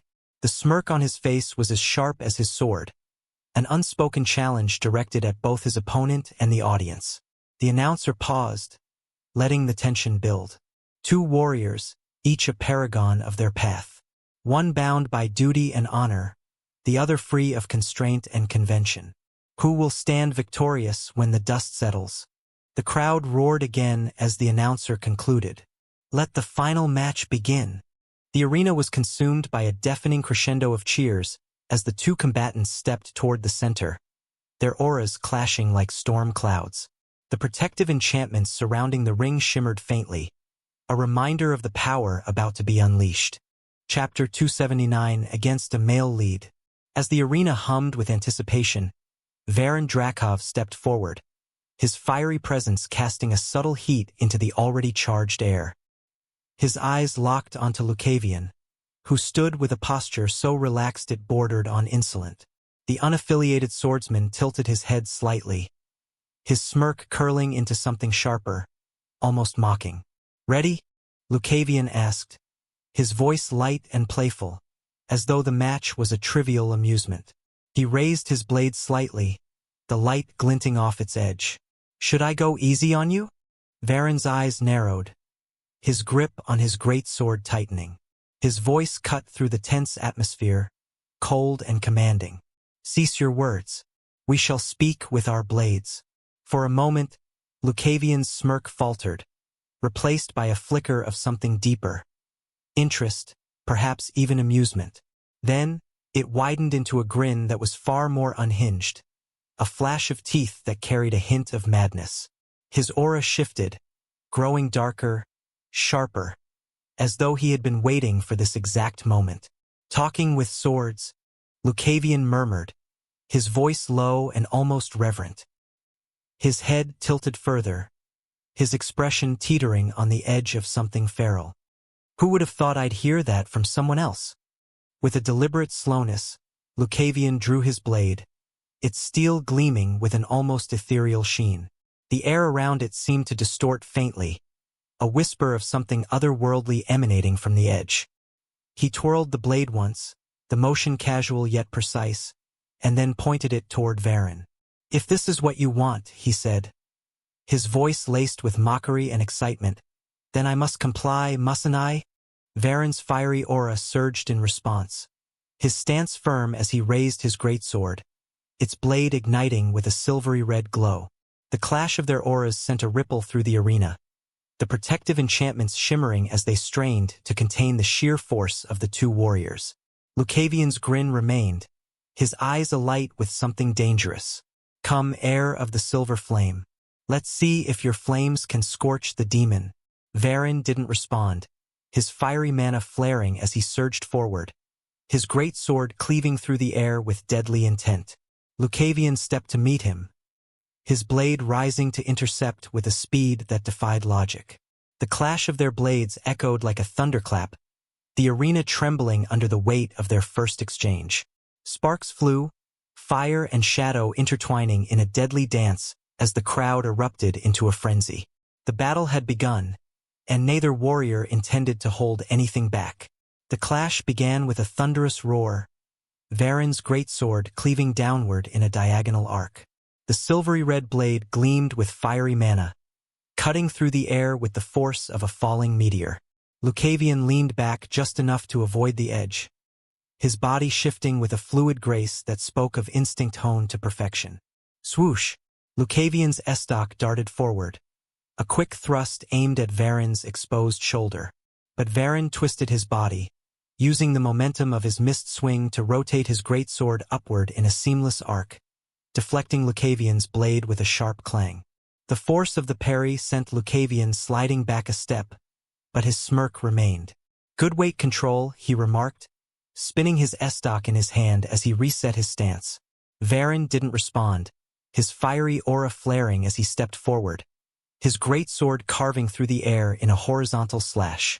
Lucavion ducked under the blade, the heat from the mana-infused strike grazing the top of his hair. He countered with a quick thrust at Varen's midsection, but Varen stepped to the side, using the weight of his greatsword to sweep it back in a brutal, low strike aimed at Lucavion's legs. Clang! Lucavion's estoc met the greatsword in a downward block, the force of the collision vibrating through his arms. He slid his blade along the edge of Varen's sword, diverting the massive weapon's momentum upward, and then darted to the side, circling around his opponent. The two fighters moved with stark contrasts. Varen's strikes were heavy and deliberate, each swing of his greatsword carrying the weight of his entire body behind it. He used his shoulders and hips to guide the blade, his movements calculated to make the most of the weapon's momentum. His stance was grounded, each step measured to maintain balance even as he unleashed devastating attacks. Lucavion, on the other hand, was a blur of motion. He moved with an almost unnatural speed, his estoc flicking out in rapid, precise thrusts that forced Varen to stay on the defensive. His footwork was light, almost playful, his body twisting and turning as he weaved through Varen's strikes like a shadow dancing around a flame. Whoosh! Slam! Varen brought his greatsword down in a crushing overhead strike, the blade cutting through the air with a fiery glow. Lucavion sidestepped, the massive blade slamming into the ground with enough force to send shards of stone flying. Without missing a beat, Lucavion pivoted on his heel, his estoc darting toward Varen's side. Varen shifted his grip, using the flat of his greatsword to block the thrust. The impact sent sparks flying as he twisted his weapon to trap Lucavion's blade against his own, attempting to disarm him. But Lucavion reacted instantly, twisting his estoc free with a flick of his wrist and darting backward to avoid the counterstrike. "Impressive," Lucavion said, his voice light but carrying a hint of respect. "You handle that great sword like it's an extension of yourself. And you're as irritating as I've heard," Varen replied coldly, stepping forward with a feint, his great sword starting high before swinging low in a deceptive arc. Lucavion saw through it, sidestepping once more and letting the blade graze past him. But Varen used the missed strike to pivot his entire body, spinning with the greatsword in a horizontal slash that forced Lucavion to lean back at an impossible angle to dodge. The blade passed mere inches from his chest, the heat of the fiery mana licking at his skin. As Varen finished his rotation, Lucavion stepped into the opening, his estoc flashing in a quick thrust toward Varen's unguarded shoulder. But Varen, using the momentum of his spin, brought the hilt of his great sword up to deflect the thrust, the clash of steel ringing out across the arena. The crowd erupted into cheers as the two fighters separated briefly, their stances resetting. Both were breathing harder now, their bodies glistening with sweat as they measured each other once more. Varen's aura flared again, the flames around his great sword intensifying. He adjusted his grip, his knuckles tightening as he prepared for another assault. Lucavion's smirk widened, his eyes alight with excitement as he raised his estoc, his body loose and ready. They surged toward each other, their blades meeting in a series of rapid, intricate clashes. Varen's greatsword came from high, low, and sweeping arcs, each strike carrying intent and the power to shatter lesser defenses. Lucavion danced around the blows, his estoc darting in and out with precision, targeting the gaps in Varen's guard. Clang, swoosh, thrust. The clash continued, each strike and parry building a rhythm that resonated across the arena. Varen's focus deepened as he observed Lucavion's movements more keenly. Watching from a distance hadn't been enough to truly understand the way Lucavion fought, but now, as their blades clashed and sparks flew, the intricacies of his opponent's style became clearer. He doesn't commit to his attacks, Varen thought, his mind racing as he began piecing together Lucavion's approach. He waits, forces his opponent to overextend, and uses precision and speed to punish them. He's toying with me, keeping me on edge, but there's no such thing as a perfect fighter. Lucavion's estoc darted in again, aiming for a gap near Varen's ribs. Varen twisted his body, allowing the blade to glance off the flat of his greatsword as he countered with a wide arc aimed at Lucavion's retreat. As expected, Lucavion avoided it with ease, stepping back and resetting his stance. But this time, Varen didn't press forward. Instead, he channeled his fiery mana inward, letting it flow through his body, coiling around him like a serpent preparing to strike. His aura flared brighter, drawing gasps from the crowd as flames licked at his skin. Lucavion noticed the change immediately, his smirk faltering for a fraction of a second. "Ah, something new," he said lightly, though his eyes narrowed. Without warning, Varen's head snapped forward, flames erupting from his mouth in a searing torrent. The sudden attack caught Lucavion off guard. Varen hadn't shown this move in any of his previous matches, and the unorthodox maneuver forced him into an immediate retreat. The flames surged toward him, their intensity leaving no room for hesitation.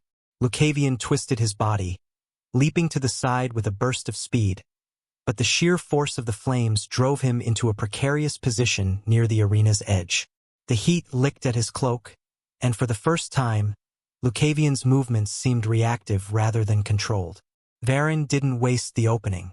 Channeling his mana into his legs, he propelled himself forward in a fiery blast, closing the gap between them in an instant. The momentum of his charge was overwhelming, his greatsword blazing as he swung it downward with the intent to end the fight in one decisive blow. Lucavion's footing was compromised, his body off balance from evading the flames. To the crowd, it seemed as though he had no chance of recovering in time. But Lucavion, as always, thrived on the edge of chaos. In a single, fluid motion, he planted his back foot and pivoted sharply, his estoc rising to meet Varen's descending blade. Using the momentum of his own rotation, Lucavion leaned into the strike, his blade connecting with Varen's greatsword at an angle that redirected the overwhelming force. Clang! The impact sent a shockwave through the arena, but Lucavion used the recoil to twist his body further, spinning low as Varen's blade glanced past him. His recovery was seamless, almost impossibly smooth, as he turned the defensive maneuver into an offensive one. His estoc flashed out in a quick thrust aimed at Varen's unguarded thigh. Stab! The blade bit into Varen's leg, forcing him to step back with a grimace. Lucavion straightened, his smirk returning as he twirled his estoc and reset his stance. Clever, Lucavion said, his voice calm despite the faint singe marks on his cloak. But it'll take more than a fire trick to catch me off guard twice. Varen's eyes burned with fury and focus, his grip tightening on his greatsword as he adjusted his stance. He could feel the sting of Lucavion's blade in his leg, but the pain only sharpened his resolve. The fight wasn't over, not yet. And Varen knew that if he wanted to win, he'd have to push beyond his limits. Chapter 280. Against a male lead 2. I stepped back, resetting my stance as Varen adjusted his grip on his greatsword. The sting of battle lingered in the air between us. Sizzling heat, the faint metallic tang of blood, the crowd's distant roar. For a moment, my eyes lingered on him, watching as he steadied himself, his flames flaring like a second skin. Indeed, his swordsmanship is refined, I thought, my smirk softening into something closer to contemplation.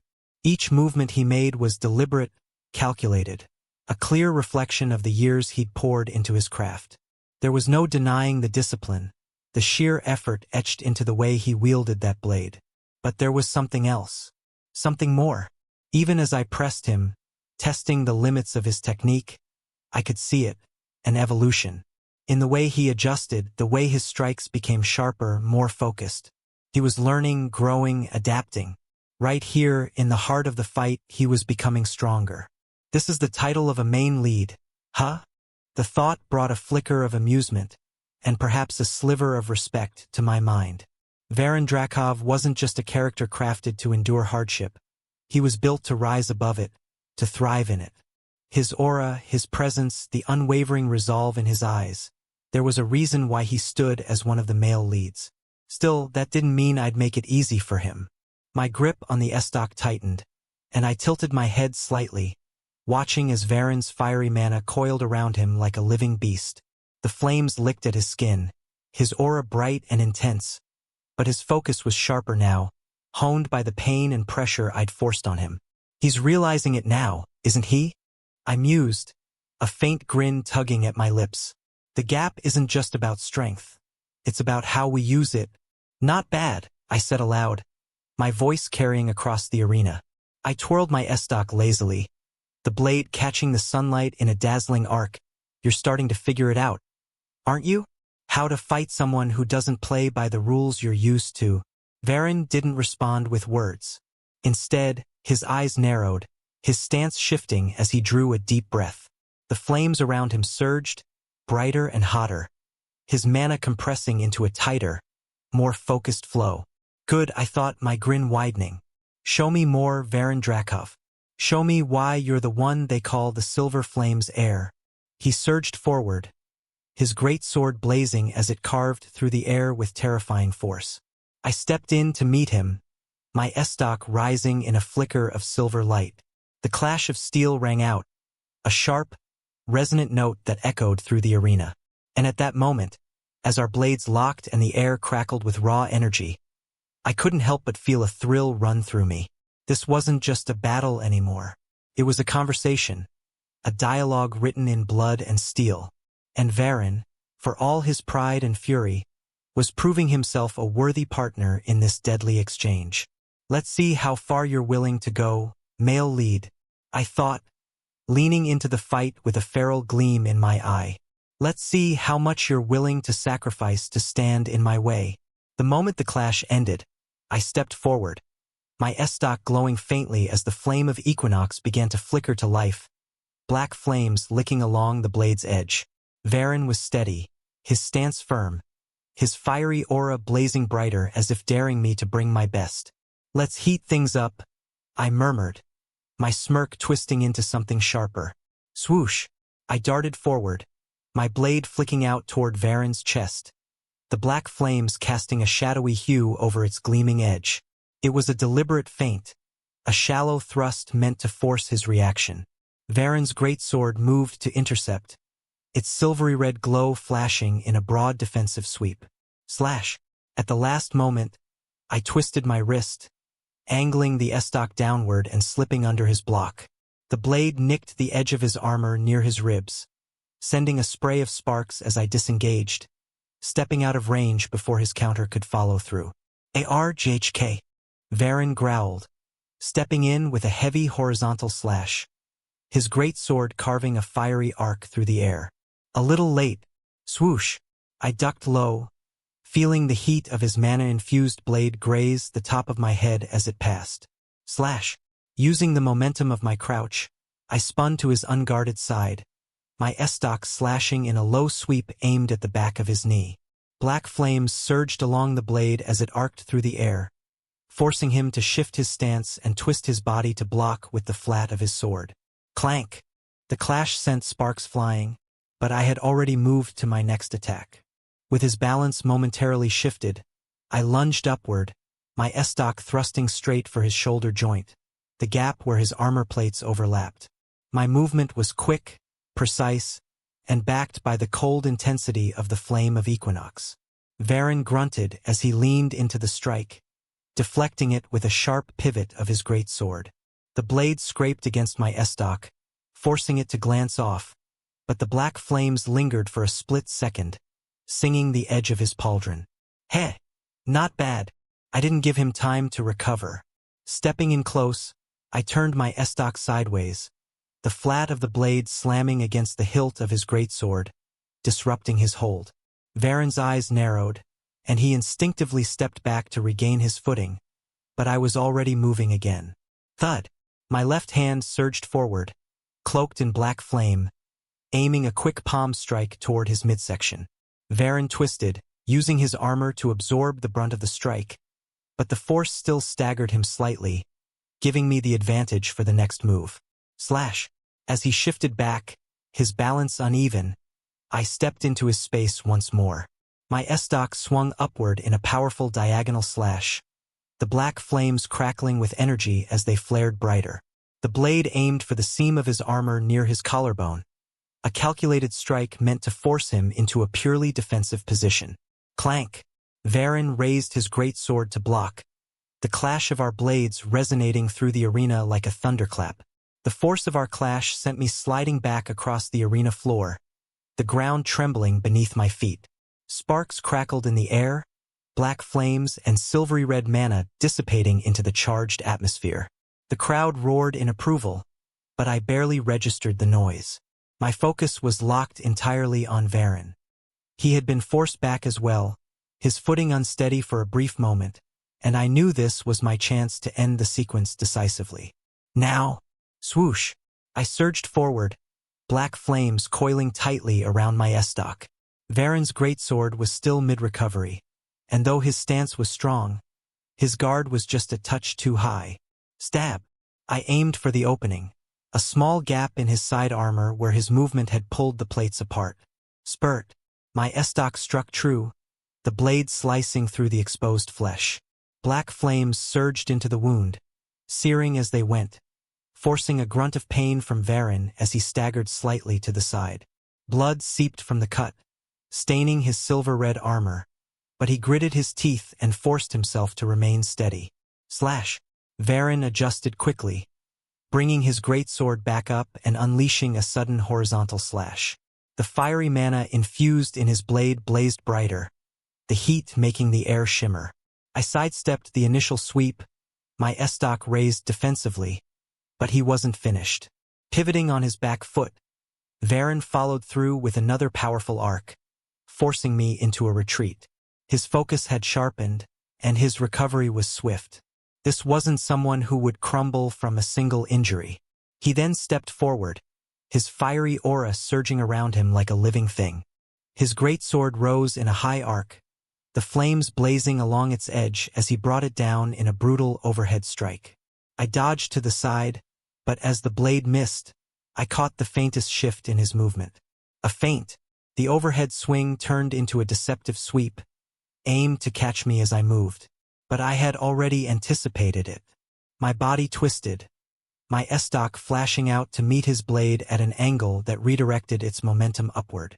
Varen growled in frustration as I used his own force to guide him into a vulnerable position. With Varen's balance slightly compromised, I stepped in, black flames surging along my estoc. His left shoulder was exposed, his movements just off enough for me to take advantage. I thrust forward with precision, the blade biting into his armor at the joint. The impact was enough to drive him back, the wound forcing him to stagger. Blood dripped from his shoulder, the injury deep enough to affect his swing. But before I could press further, Varen reacted with a desperate counter. Heh! Roar! Boom! Varen roared, his fiery mana surging explosively. Flames erupted outward in all directions, a shockwave of heat and fire that forced me to leap back immediately. The intense blaze singed the edge of my cloak, the heat licking at my skin even as I retreated. The crowd gasped as the arena filled with fire, the protective enchantment straining to contain the raw power of Varen's blast. In the center of the inferno, his silhouette stood tall, his fiery aura burning brighter than ever, but I could see the strain in his movements, the way he clutched his injured shoulder. He's pushing himself, I noted, resetting my stance as the flames began to recede. My estoc hummed faintly, the black flames of the flame of Equinox coiling around the blade, calm and steady. Varen's eyes met mine, and though his breathing was heavier, his determination hadn't wavered. He wasn't done yet, not by a long shot. Not bad, I said, my voice carrying across the arena. But desperation doesn't suit you, heir of the silver flame. Varen's grip on his great sword tightened, the flames around him surging once more. The fight wasn't over, and I intended to see just how far I could push him. Hello everyone. We now have a Discord server. Join us for faster updates, discussions about your favorite novels, and exclusive Discord-only content. Don't miss out. See you there. Scan the QR code on the screen or enter any of the displayed links into your browser to join our Discord.